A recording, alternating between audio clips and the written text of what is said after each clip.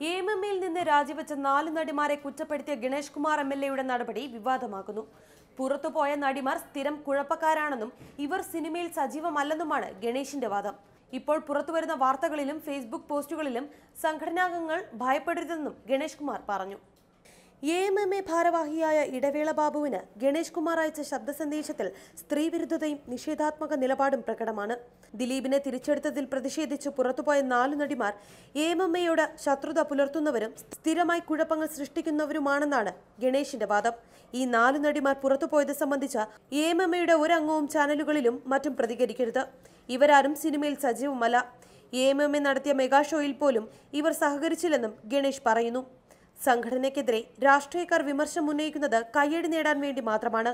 ഇപ്പോൾ പുറത്തുവരുന്ന വാർത്തകൾ 2 ദിവസം കൊണ്ടടങ്ങും. ചാനലുകാരും പത്രക്കാരും ആരെയും നശിപ്പിക്കാൻ കിട്ടുന്ന ഏതൊരു അവസരവും ഉപയോഗപ്പെടുത്തുമെന്നും ഗണേഷ് പറഞ്ഞു. ആക്രമിക്കപ്പെട്ട നടി എഎംഎംഎയിൽ നിന്ന് രാജിവെക്കാൻ കാരണം ഗണേഷ് കുമാർ എന്ന ആരോപണം ആദ്യം മുതലേ ശക്തമായിരുന്നു.